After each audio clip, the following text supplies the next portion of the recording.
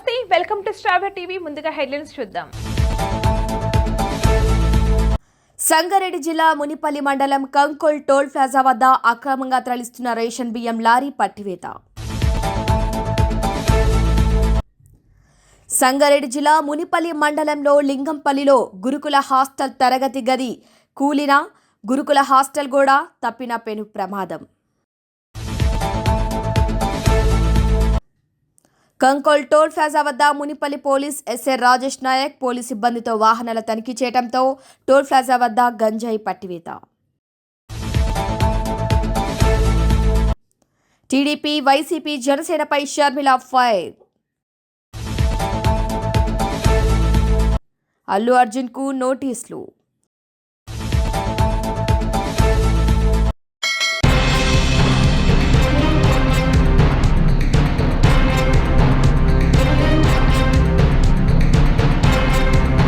సంగారెడ్డి జిల్లా మునిపల్లి మండలం లింగంపల్లిలోని గురుకుల హాస్టల్ గోడ కూలిపోయింది. ఇక పూర్తి వివరాల్లోకి వెళ్తే లింగంపల్లి గురుకుల హాస్టల్ గోడ కూలిపోవడంతో ఆ సమయంలో హాస్టల్ విద్యార్థులు మధ్యాహ్న భోజనానికి వెళ్తున్న సమయంలో ఈ ప్రమాదం జరగటంతో విద్యార్థులకు ప్రాణాపాయం తప్పింది. మునిపల్లి మండలం లింగంపల్లిలోని గురుకుల హాస్టల్ కూడా కూలిపోయింది. విద్యార్థులు మధ్యాహ్న భోజనానికి వెళ్తున్న సమయంలో ఈ ప్రమాదం జరగటంతో ఆ గదిలో ఎవరూ లేకపోవడంతో పెను ప్రమాదం తప్పిందని చెప్పొచ్చు. దీంతో విద్యార్థుల తల్లిదండ్రులు, సిబ్బంది ఊపిరి పీల్చుకున్నారు. ఇదిలా కాగా ఈ విషయం హాస్టల్ ప్రిన్సిపల్, వార్డెన్ బయటికి తెలియకుండా గోప్యంగా ఉంచినట్లు సమాచారం.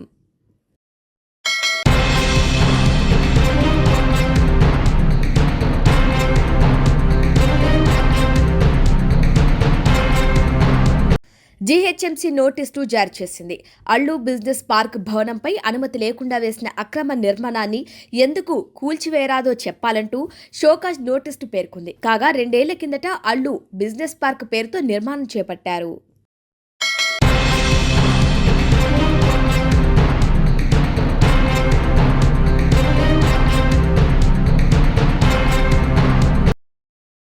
మంది ఎమ్మెల్యేలు కాంగ్రెస్ పార్టీలో చేరారని మహేష్ కుమార్ గౌడ్ ప్రకటించారని వెల్లడి. ఇక పార్టీ మారిన ఎమ్మెల్యేలపై ఖచ్చితంగా చర్యలు తీసుకోవాలని డిమాండ్ చేస్తున్నారు. కాంగ్రెస్లో చేరిన వారు ఏ పార్టీలో ఉన్నారో చెప్పుకోలేని దురవస్థలో ఉన్నారని వ్యాఖ్యానించారు. అయితే గత అసెంబ్లీ ఎన్నికల్లో బీఆర్ఎస్ నుంచి గెలుపొందిన 10 మంది శాసనసభ్యులు కాంగ్రెస్ పార్టీలో చేరారని ఆ పార్టీ తెలంగాణ అధ్యక్షుడు మహేష్ కుమార్ గౌడ్ స్వయంగా చెప్పారని, వారిపై ఖచ్చితంగా చర్యలు తీసుకోవాలని BRS working president KTR demand చేశారు. పీసీసీ అధ్యక్షుడి ప్రకటనను తాము సుప్రీంకోర్టు దృష్టికి తీసుకువెళ్తామని ఆయన స్పష్టం చేశారు. జడ్చర్లలో ఆయన విలేకరులతో మాట్లాడుతూ పార్టీ మారిన ఎమ్మెల్యేలపై ఖచ్చితంగా చర్యలు తీసుకోవాలని పునరుద్ఘాటించారు. ఇక కాంగ్రెస్లో చేరిన వారిపై చర్యలు తీసుకోవడానికి శాసన సభాపతికి ఎందుకు సంకోచిస్తున్నారని ప్రశ్నించారు. కాంగ్రెస్లో చేరిన 10 మంది ఎమ్మెల్యేలు ఏ పార్టీలో ఉన్నారో చెప్పుకోలేని స్థితిలో ఉన్నారని విమర్శించారు.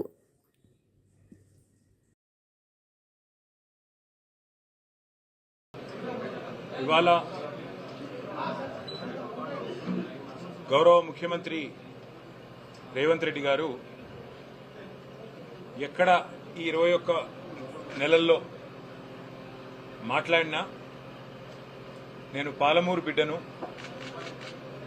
పాలమూరులోని వెనుకబడ్డ ప్రాంతమైన నల్లమల నుంచి వచ్చిన వాడిని, ఆకలి విలువ తెలిసిన వాడిని, రైతు గురించి తెలిసిన వాడిని, రైతు కుటుంబం నుంచి వచ్చిన వాడిని అని పదే పదే తన బ్యాక్గ్రౌండ్ గురించి చెప్పుకుంటా ఉంటారు. ఏ వేదిక అయినా కూడా చెప్పుకుంటా ఉంటారు.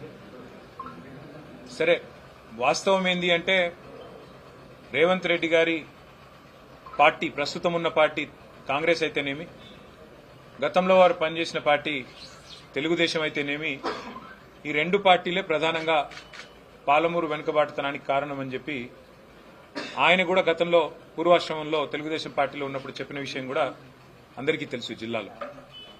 అట్లాగే ఇప్పుడు పాలమూరు బిడ్డగా పాలమూరు జిల్లా నుంచి, ఉమ్మడి పాలమూరు జిల్లా నుంచి 12 సీట్లు కాంగ్రెస్ పార్టీకి ప్రజలు ఇచ్చిన తర్వాత ప్రజలు ఆశ పెట్టుకున్నారు. మా జిల్లా బిడ్డ ముఖ్యమంత్రి అయితే మా జిల్లాకు కొంత ప్రయోజనం అనుగురుతుందని, లాభం జరుగుతుందని, తప్పకుండా ఫలితాలు శరవేగంగా వస్తాయని, 6 గ్యారంటీలు 100 రోజుల్లోనే అమలు అవుతాయని, పాలమూరు బ్రతుకు ముఖచిత్రం మారుతుందని ఇట్లా ఎన్నో ఆశలతో 12 సీట్లు ఉమ్మడి పాలమూరు జిల్లాలో, ఉమ్మడి మహబూబ్నగర్ జిల్లాలో ప్రజలు కాంగ్రెస్ పార్టీకి ఇచ్చినారు. మరి సరిగ్గా నిన్నటితో 21 నెలలు నిండి 22వ నెలలో ఈ ప్రభుత్వం నడుస్తూ ఉన్నది. వాస్తవం ఏంది అంటే పెద్దలు కేసీఆర్ గారి నాయకత్వంలో పాలమూరు రంగారెడ్డి ఎత్తిపోతల పథకం కింద 90% పనులు పూర్తి చేసి, రిజర్వాయర్ల నిర్మాణం పూర్తి చేసి, మరి ఇప్పటికే భూసేకరణ కానీ ఇప్పటికే చేయాల్సిన అన్ని కార్యక్రమాలు కూడా పూర్తి చేసి ఒక వడ్డిచ్చిన విస్తర్లాగా అప్పజెప్పి రేవంత్ రెడ్డి గారికి, కాంగ్రెస్ ప్రభుత్వానికి అప్పజెప్పి మేము గద్దె దిగాం డిసెంబర్ 23లో. ఇప్పుడు కేవలం రేవంత్ రెడ్డి గారు చేయాల్సిన పనల్లా ఒక 10% పని పూర్తి చేసి, కాలువలు పూర్తి చేసి, నీళ్లు బ్రహ్మాండంగా తీసుకునే అవకాశం ఉంది, ఇచ్చే అవకాశం ఉన్నది. మరి ఆ పని చేయకుండా రేవంత్ రెడ్డి గారు ఏం చేస్తున్నారు? ఎక్కడ వెంటనే పూర్తి చేస్తే ఇదంతా కేసీఆర్ గారు కట్టిన కరివేనా, ఇదంతా కేసీఆర్ గారు కట్టిన వట్టెం రిజర్వాయరు, ఇది కేసీఆర్ కట్టిన ఉద్దండాపూర్ రిజర్వాయరు, ఇది కేసీఆర్ గారి ప్రభుత్వం కట్టిన నార్లాపూర్ రిజర్వాయరు అని చెప్పి, ఏదుల రిజర్వాయరు అని చెప్పి ప్రజలకు గుర్తొస్తుంది. రైతులు శాశ్వతంగా మళ్లీ కేసీఆర్ గారి పేరుని మర్చిపోకుండా గుండెల్లో పెట్టుకుంటారు అనే ఒక ఆలోచనతో, ఒక దురాలోచనతో ఆయన కావాలని పాలమూరు రంగారెడ్డి ఎత్తిపోతల పథకాన్ని ఇవాళ పనులు చేయకుండా దాన్ని పడావు పెట్టిన పరిస్థితి మొత్తం ఉమ్మడి మహబూబ్ నగర్ జిల్లా రైతాంగం గమనిస్తా ఉంది.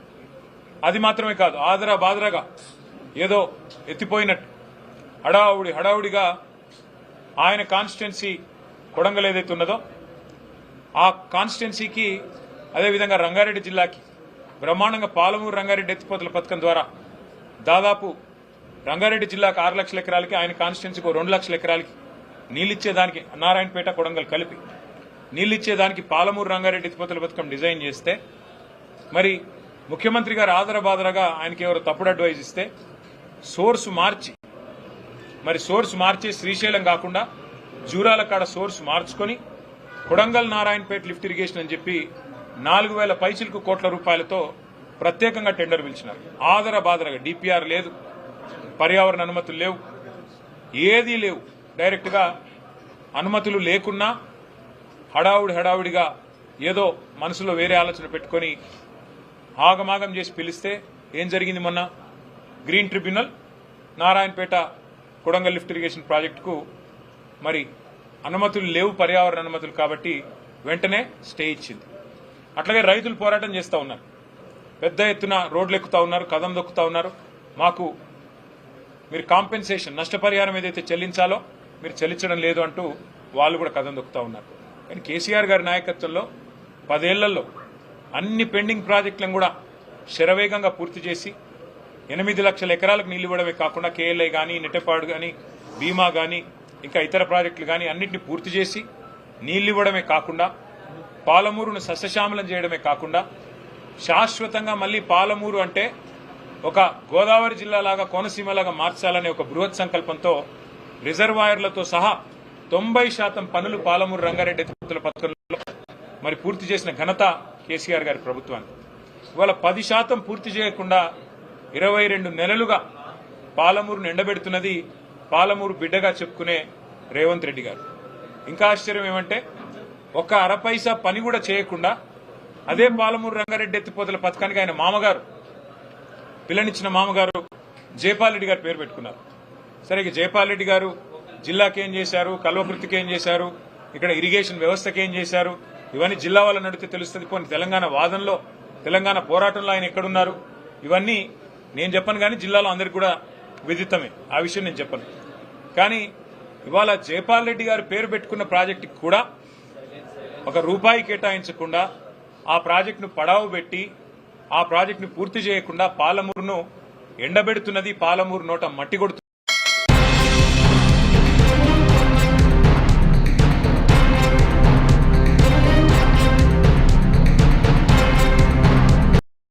ఉపరాష్ట్రపతి ఎన్నికల్లో ఎన్డీఏ అభ్యర్థికి టీడీపీ, వైసీపీ, జనసేన ఎంపీలు ఓటు వేయటాన్ని వైఎస్ షర్మిల తీవ్రంగా ఖండించారు. తెలుగు జాతికి నేడు చీకటి రోజు అంటూ ఎక్స్లో పోస్టు చేశారు. ఆత్మ గౌరవమే ఎజెండా అని, టీడీపీ పదవుల కన్నా జాతీయ ప్రయోజనం ముఖ్యమని, జనసేన తెలుగు లెస్స అని చిలక పలుకులు పలికిన వైసీపీ తెలుగు జాతికి తీరని ద్రోహం చేశాయని ఫైర్ అయ్యారు. ఇది తెలుగు జాతికి జరిగిన ఘోర అవమానమన్నారు.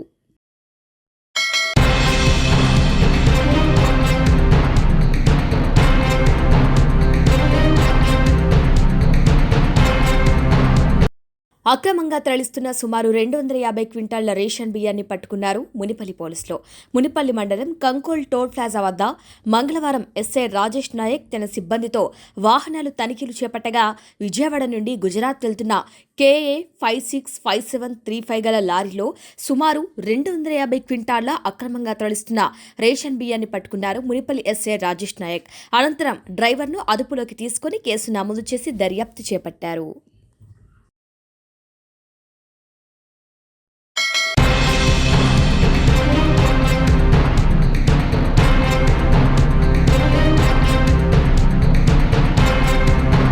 మునిపల్లి మండలం కంకోల్ టోల్ ప్లాజా వద్ద గంజాయి పట్టుకోవటం జరిగింది. మంగళవారం సంగారెడ్డి జిల్లా మునిపల్లి మండలం టోల్ ప్లాజా వద్ద పోలీసులు 600 గ్రాముల ఎండు గంజాయి స్వాధీనం చేసుకున్నారు. బీదర్ నుంచి హైదరాబాద్కు తరలిస్తున్నట్లు విశ్వసనీయ సమాచారం మేరకు వాహనాల తనిఖీ చేపట్టగా తెలంగాణకు చెందిన బజాజ్ ఆటోలో ప్రయాణిస్తున్న 4 వ్యక్తుల వద్ద ఈ యొక్క 600 గ్రాముల ఎండు గంజాయిని గుర్తించారు. ఈ విధంగా పట్టుబడిన వారిలో పవాద్, సయ్యద్ జహీర్, మహమ్మద్ అబ్జర్ ఉన్నారు. వీరిపై పోలీసు కేసు నమోదు చేసి దర్యాప్తు చేస్తున్నట్లు మునిపల్లి ఎస్ఐ తెలిపారు.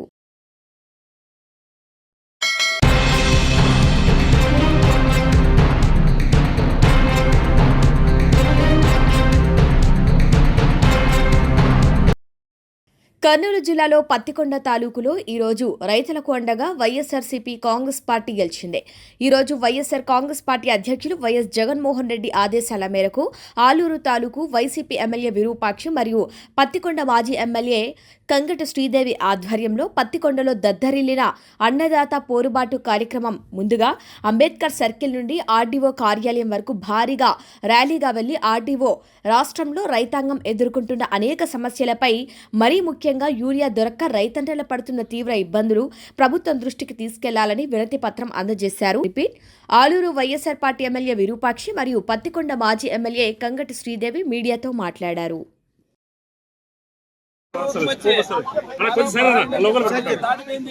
అయినా రైతులకి ఏది గిట్టుబాటు లేదు. ఈరోజు మనం చూస్తున్నాం యూరియా గురించి ఎంత దుర్మార్గంగా ఉందంటే చెప్పులు లైన్ లో పెట్టి రైతుల పన్ను పెట్టి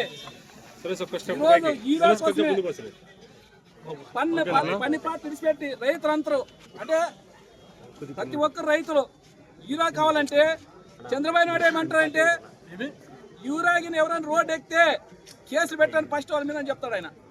ఇదేం దుర్మార్గమైన పరిపాలన. రైతులకు వాళ్ళు ఏమి రైతులు ఏంది రాజ్యం లేదనే విధంగా భారతదేశంలో రైతే వెన్నెముక అనే విధంగా మనము ఇప్పుడు ప్రతి ఏ ప్రభుత్వమైనా అంటుంది.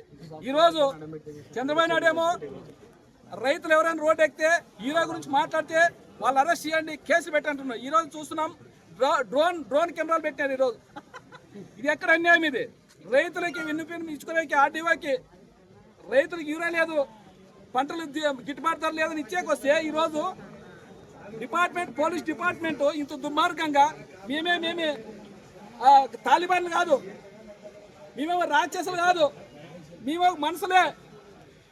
ఈరోజు రోడ్డు మీద పోలీసు వాళ్ళు డ్రోన్లు పెట్టారు. ఎందుకు డ్రోన్లు పెట్టినారు అంటే ఎంతమంది వచ్చినారు అంతమంది చూసి వాళ్ళ మీద కేసు పెట్టాలనే విధంగా చంద్రబాబు దుర్మార్గమైన పరిపాలన చేస్తున్నాడు. ఎందుకంటే మనం వాళ్ళు వచ్చినప్పుడు చూస్తున్నాం ఉల్లి పంటకి 1200 గిట్టుబాటు ధర అంటారు. ఎట్లా ఎలాగ వాళ్ళు ఉల్లిగడ్డలు కోసేకే 1500 అవుతుంది కింటానికి. అలాంటిది ఈరోజు ఆయన 1200 అంటారు. గిట్టుబాటు ధర ఇచ్చేసినామంటున్నారు. అన్ని డబ్బులన్నీ మొత్తం రైతుల అకౌంట్లో కొట్టామంటున్నారు. ఎక్కడ కొట్టి చేసినారు? కర్నూలు యాడ్లేకపోండి, ప్రతి ఒక్కరు మీరు గారు చంద్రబాబు నాయుడు గారు రమ్మని చెప్తున్నాం. ఈ కూటమి ప్రభుత్వం వచ్చిన ఉల్లి రైతుల్ని పరామర్శించుంది డైరెక్ట్ మీరే రమ్మని చెప్తున్నాం. ఎందుకంటే ఆత్మహత్యలు చేసుకుంటారు.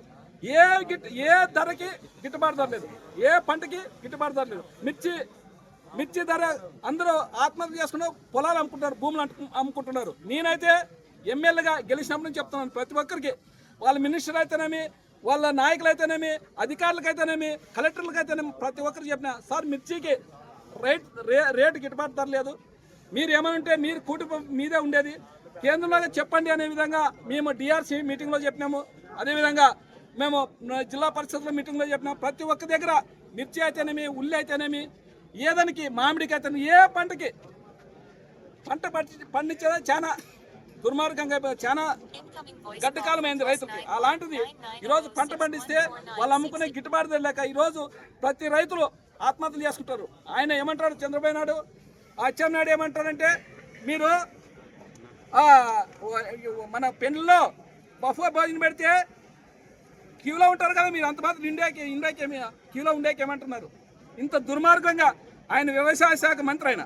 అలాంటి వాడు ఈరోజు ఎందుకున్నాడో ఆయన అంత లావు, అంత ఎత్తుతోన, అంత గంభీరంగా ఉన్నాడు. ఆ మాట్లాడేది అంటే పెన్నులో ఒకటే, రైతు ఒకటేనా? పెన్నులో అర్జెంట్ తినిపోవాలనే విధంగా పెన్నులో తింటారు అన్నము. ఇది రైతు అట్లా కాదు కదా, ఓ రోజు కాదు కదా రైతు. ఇది ప్రతిరోజు ఆ యూరియా వేస్తేనే పంటలు బాగుండాలనే విధంగా రైతులు తెలుసు. ఏ పంటకి ఏ ఎరువు వేయాలా, ఏ మందు పిచికారి చేసుకోవాలని రైతులు తెలుసు. మీకేం తెలుసయ్యా?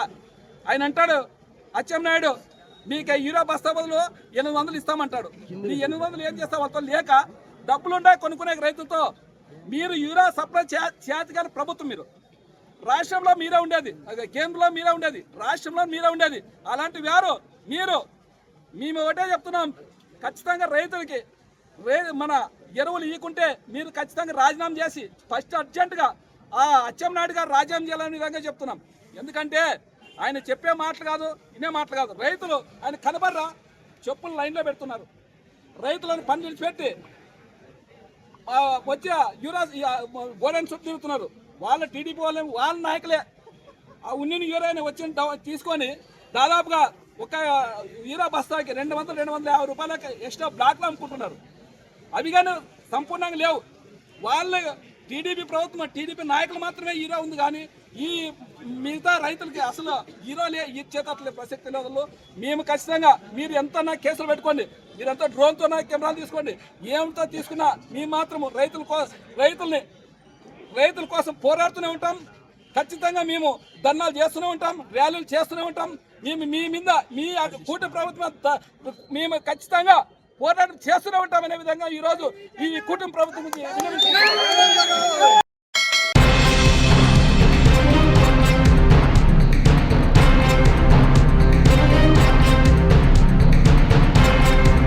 బులెటిన్ హెడ్లైన్స్ మరొకసారి.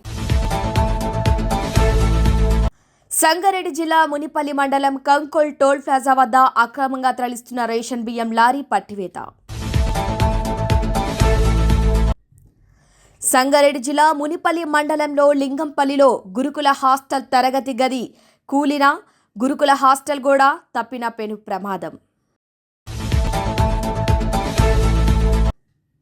కంకోల్ టోల్ ప్లాజా వద్ద Munipalli police SI Rajesh Nayak police సిబ్బందితో వాహనాల తనిఖీ చేయడంతో టోల్ ప్లాజా వద్ద గంజాయి పట్టివేత. టీడీపీ, వైసీపీ, జనసేనపై షర్మిల ఫైర్. అల్లు అర్జున్కు నోటీసులు. ఇవి వాళ్ళ బులెటిన్ అప్డేట్స్. కీప్ వాచింగ్ స్ట్రాబె టీవీ.